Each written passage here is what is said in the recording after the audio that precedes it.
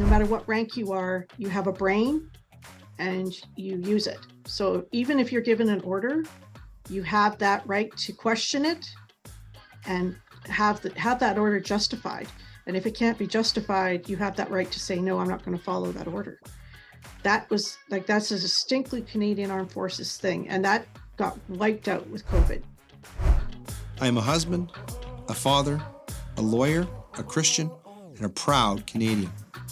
I started this series because it was clear that our nation needs truth. Not just another biased narrative, but real information of substance. We need access to facts and the freedom to think for ourselves. I'm Leighton Grey, and this is Grey Matter. Hello, everyone. Welcome to another episode of Grey Matter. Well, today to start off with, I want to talk to you a little bit about lawyers. You know, there's never been a time in my life when I didn't feel privileged to be a lawyer or proud of that. It is a profession of great distinction and great history. And anyone who is a lawyer should understand that they are in a privileged position in society. Having said that, I haven't always been proud of lawyers.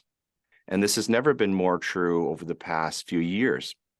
It's important to remember that all of the terrible lockdown orders that we faced all over the world were written by lawyers.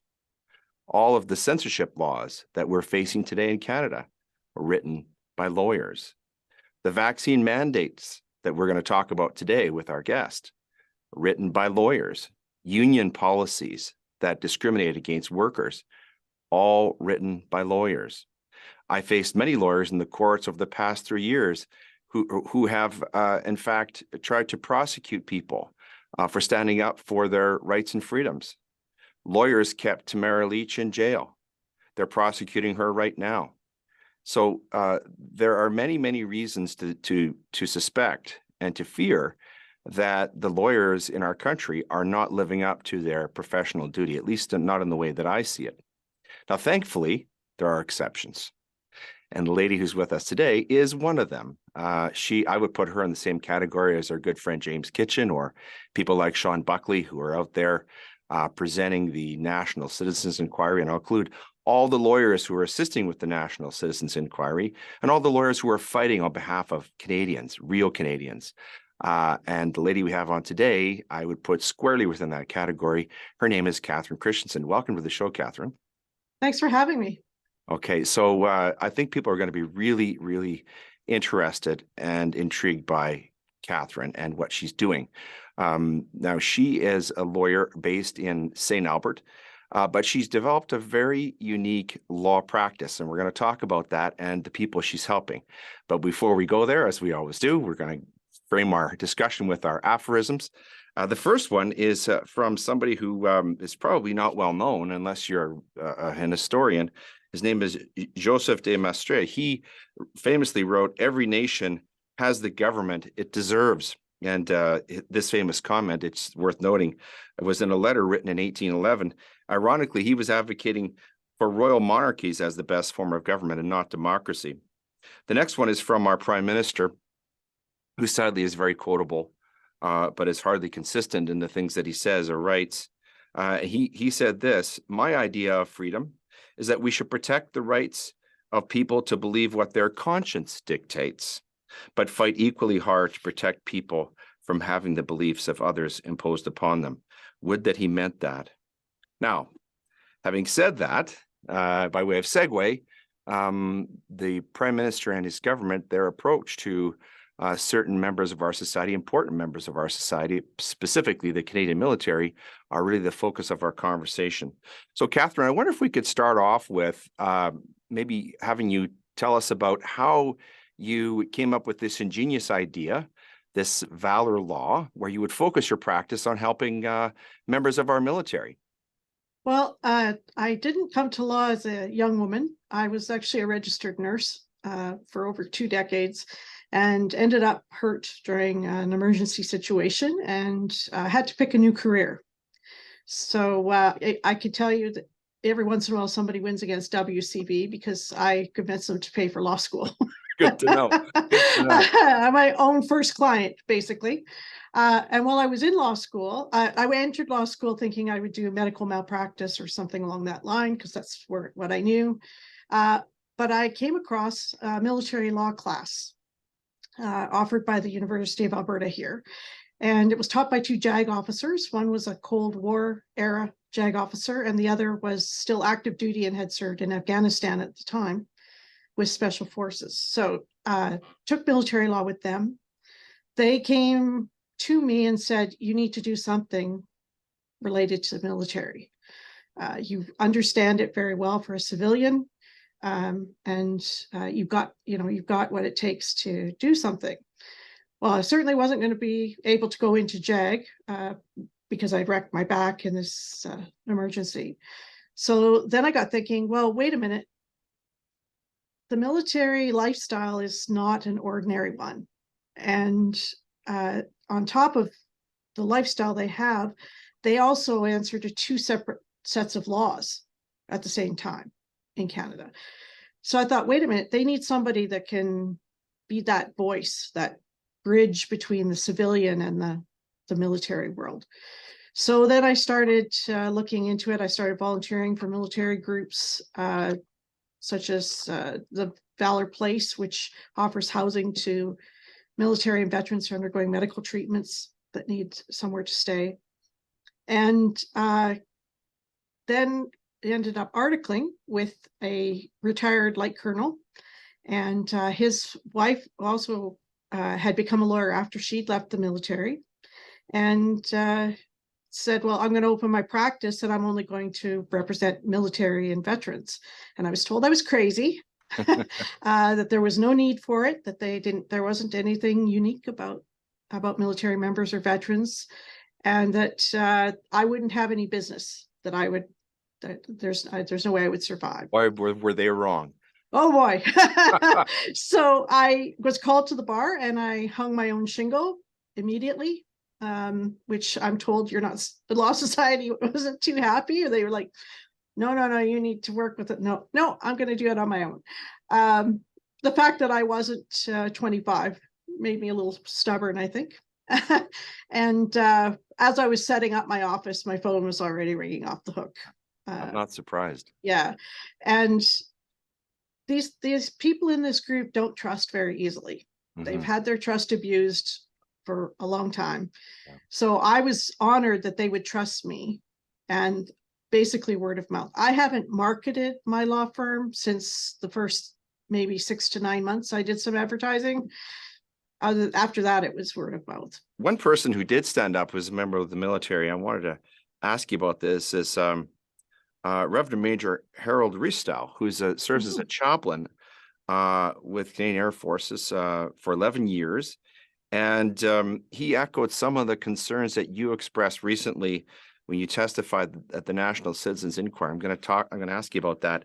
But he said this. He says, it's seriously dangerous to force soldiers to ignore their convictions from both a spiritual and psychological perspective. He said that to True North News in a recent interview from Kenya, where he's moved to work as a missionary. Would you share his concerns about that? Absolutely. So now what the Canadian Armed Forces has said as a precedent is you follow orders and you don't question them. Right. And the Canadian Armed Forces were well known, well respected throughout the world for having what they called a strategic corporal.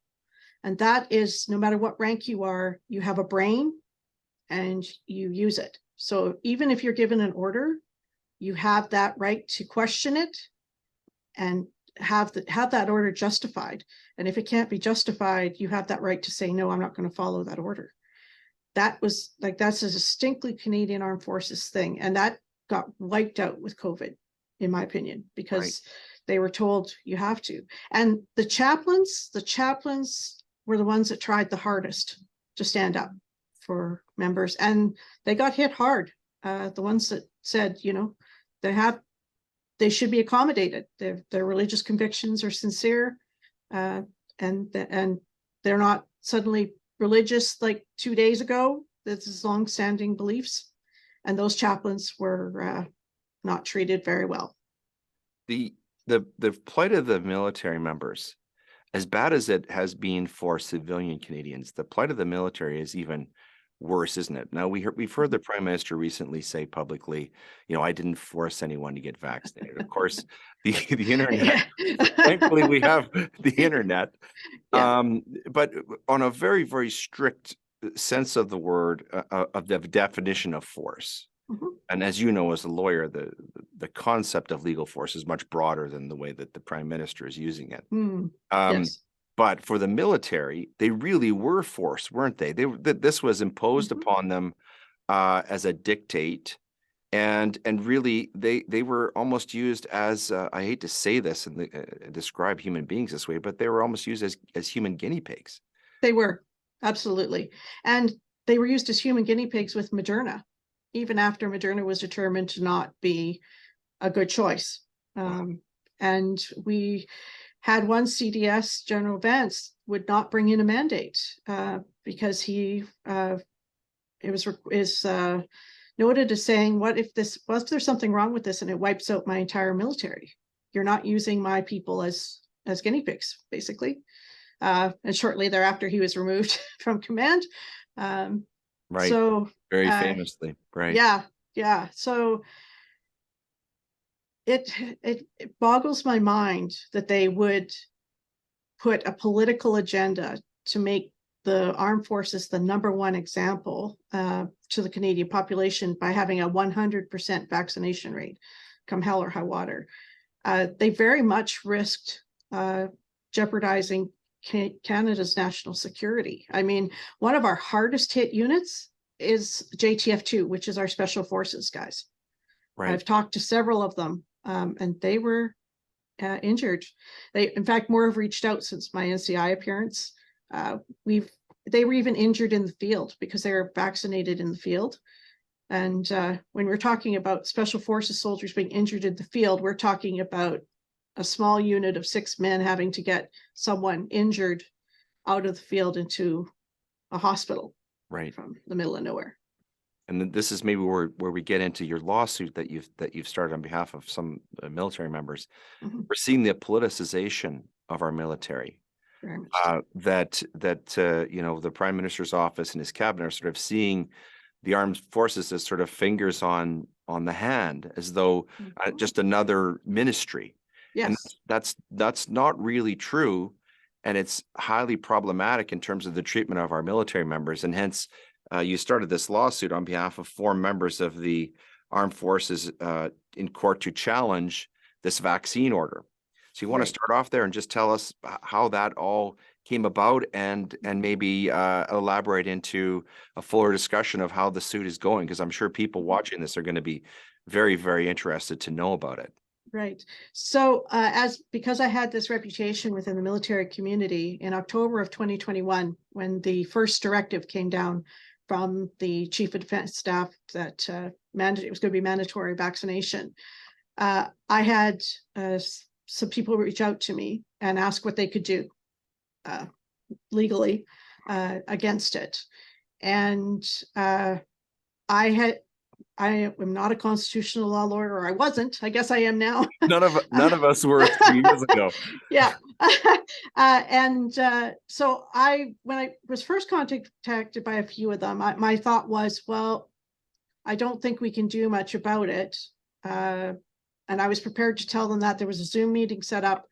And before I knew it, the Zoom meeting was, over 400 people. Then they started to tell me their stories. I was hearing about women being locked in a room with 4 men until they'd sign that they wouldn't take a lawful order, pregnant women who were being treated horribly, even ones who had already been vaccine injured, getting pressured to get the second dose. The stories just started to pour in. And one of the most horrific stories was some poor kid was being left outside in the wintertime for 3 months, and if he had been a prisoner of war, his commanding officer would be charged with a war crime for torture. Wow. So these types of stories were coming in. And I was like, okay, I can't let this go. I need to get brushed up on my law, my constitutional law and my military law real fast, because of my knowledge of the forces. And I've been watching them for a while. And I'd read some articles by some scholars after the sexual abuse stuff was really being discussed, Right. that there was actually an abuse of power going on within the Canadian Armed Forces. So my approach is that the mandate is actually a perfect example of how they abuse their power in the chain of command. And certainly the Chief of Defense Staff thinks he's untouchable. So I thought, okay, so I am bringing a mass tort of 358 people. It's going to be dropping here very, very shortly. But Catherine, it sounds like this lawsuit is going to have a lot of zeros on it, and it should.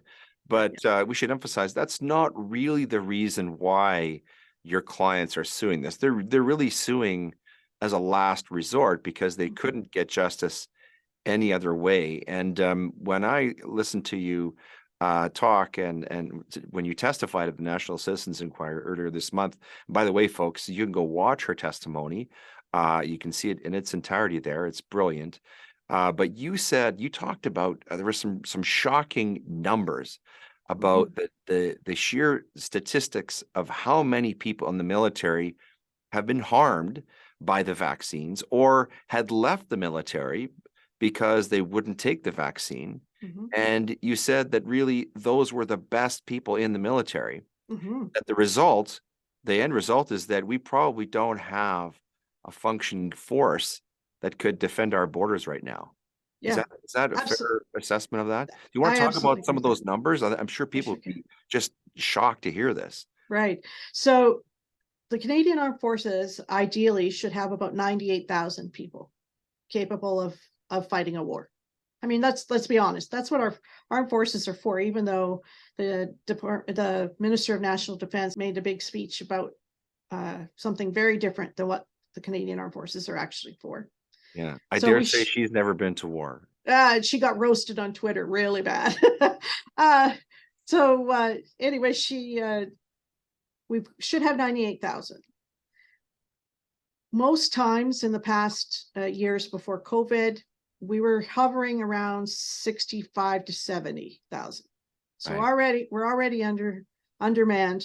We all know we're undergunned and under-equipped before this. So we get to those numbers, then COVID comes along and the mandate comes in and we lose 3,000 to 5,000 people. And we don't lose people that would be leaving anyway, people that are unfit to fight. We lose some of our top people. We're down to about 40,000 people right now. Wow. We should have close to 40% of what we really need. So we've talked about this politicization of the military. Catherine, besides the whole vaccine piece, have we also lost military people because of the sort of woke agenda that's been imposed upon the military as well? For example, I'm thinking of the transgender agenda that's been imposed on the military. Have we lost the good people there as well? Yes, the woke agenda has very much damaged the military. That was also created by lawyers, folks, I should say. Yeah, that was already starting to be a problem before the whole COVID thing hit, and it's continuing to be a problem because what we've got is people that check boxes instead of people who can do the job. Right. And I don't care about someone's proclivities in the bedroom. I don't want to know. Right. But can they do the job? Yeah. I mean, I don't have a problem with the woman being in special forces, but can she carry a 250-pound man with his full kit 10 miles over a mountain? Because that's what they have to do. If she can, all the power to her. There's men that can't do that task. But I've always had that position that can you do the job? Right. I don't care what sex you are, what gender you are, all of that stuff.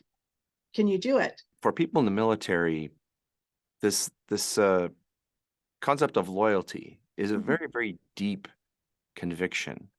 And the overwhelming sense that I've noticed with Canadian workers, and I testified about this, is a sense of betrayal. This must be even worse for military members. I recall from your video, I'm not sure if it was a brigadier general who was basically vilifying members and almost threatening military members. That must be really demoralizing for members of the Canadian Armed Forces. Yeah, and that was General Eyre, actually, that was shown. That's the guy at the top these days, who's he's made no secret of being a liberal. He did as a junior officer. So his appointment was very political. But within the chain of command, there's a trust. There has to be a trust in your chain of command that if they give you an order, there's a reason for it. You're willing to put your life on the line to follow that order. And that has to be there. And that is gone in the Canadian Armed Forces. People don't trust the chain of command.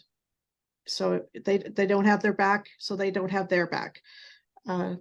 That's a tragedy, because how can a military force function without that? It can't function.